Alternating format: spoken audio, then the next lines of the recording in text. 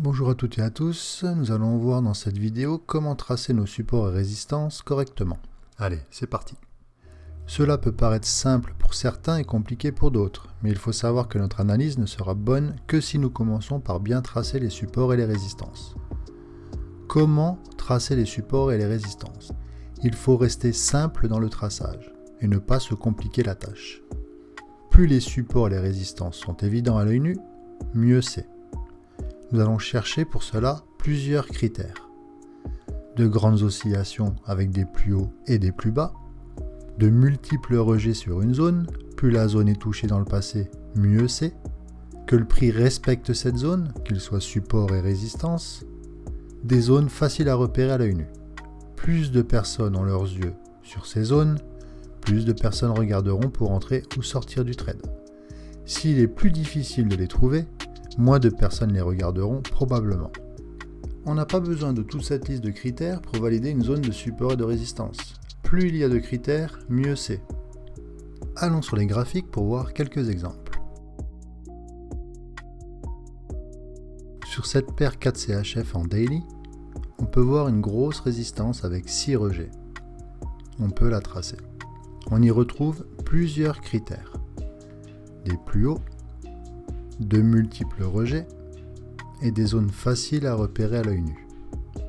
Ensuite, on peut voir un autre niveau de support et de résistance avec 6 réactions. On le trace, on aperçoit des plus hauts et des plus bas, de multiples rejets, un respect de la zone et des zones faciles à repérer à l'œil nu. Un troisième niveau avec 9 touches sur ce même niveau qu'on peut également tracer. On y voit des plus hauts et des plus bas, de multiples rejets, un respect de la zone et des zones faciles à repérer à l'œil nu. Un quatrième niveau de support avec 4 réactions dans la même zone, on aura pour cette zone des plus bas, de multiples rejets et des zones faciles à repérer à l'œil nu. Puis le dernier niveau est un plus bas et forme un support. Les critères sont un plus bas et une zone facile à repérer à l'œil nu. Voyons un autre exemple sur la paire NSD/JPY en weekly. On peut voir une grosse résistance avec 4 rejets.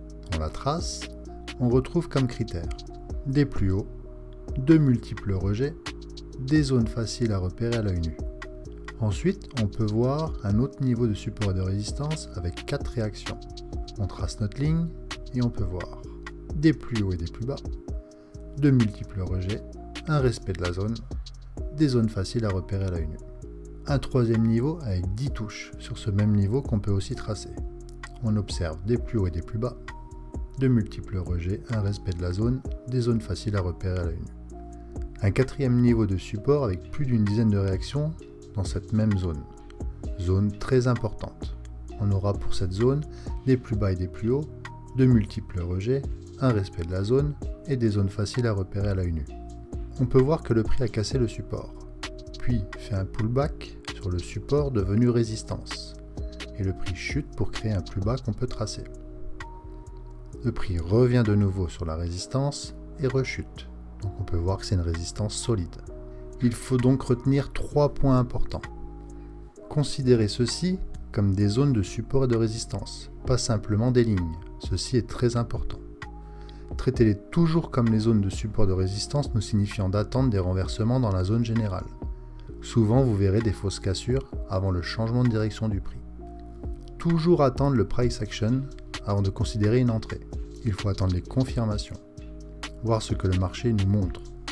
Plus il y a de personnes qui ont leurs yeux sur ces zones, mieux c'est. Ces personnes regarderont pour entrer ou sortir du trade. Plus c'est dur de trouver le support et la résistance, moins de personnes les regardent probablement. Restez simple. Plus c'est évident, mieux c'est. Plus de gens ont les yeux sur la même zone, mieux c'est. Ne dessinez pas sans ligne quand vous faites votre analyse. Suivez les règles et restez fidèle au support le plus évident, et aux zones de résistance et repérez les extrêmes, les swing high et les swing low.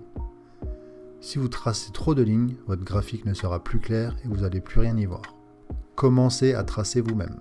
La façon la plus simple pour devenir bon et efficace est d'ouvrir ses graphiques et de commencer à tracer ses supports et ses résistances tout de suite, à travers une multitude de paires différentes.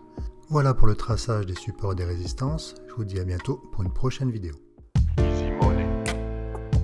Si tu as aimé cette vidéo et que tu veux plus de contenu, je t'invite à liker, à t'abonner et à activer la cloche pour ne pas rater les nouveaux contenus.